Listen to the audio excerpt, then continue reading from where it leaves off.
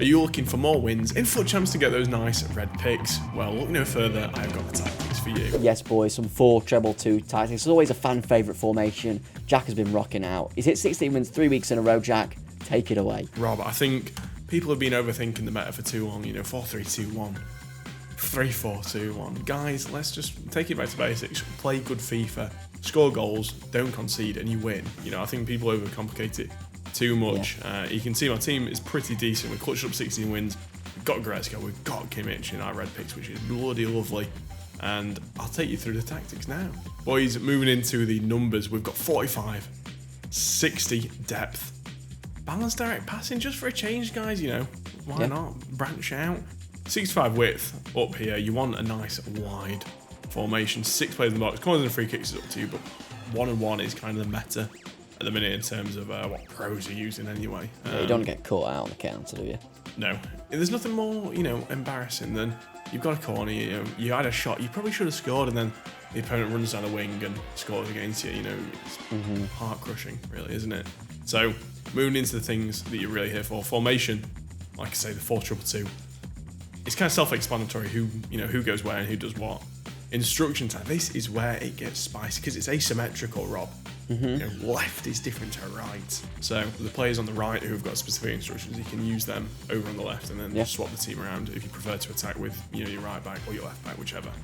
So strikers, these are on the same. They're on stay central, get in behind and stay forward. I find that it just makes them do something, Rob. They want it more.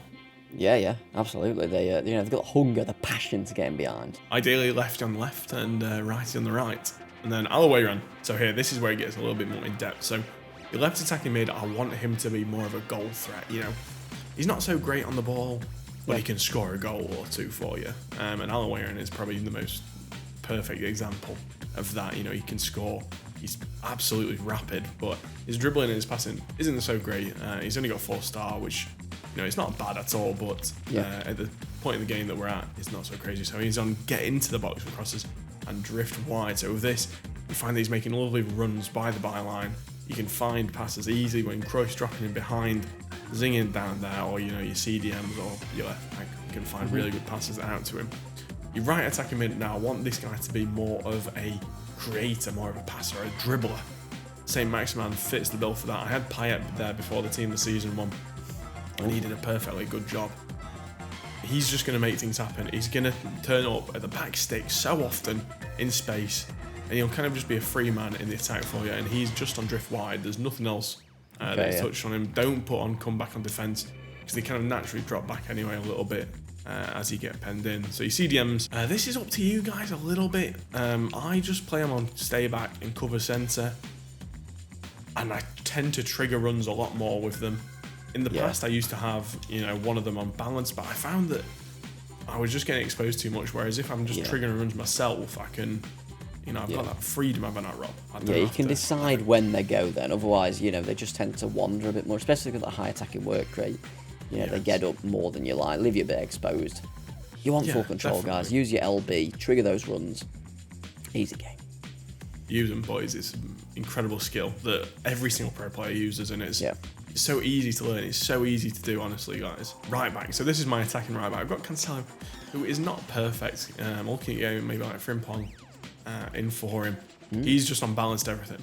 Don't touch him whatsoever. So with this combination down the right, you have kind of like Saint that'll hold the ball up a bit quite nicely, and Cancelo be that overlapping option. You can use overlap, but I find that when I change the run time, they go forward a little bit too often. They get a bit overzealous with their attacking ability. And you don't want that, because it is quite easy to be exposed. With that being said, you do want like a quick centre-back next to them to cover.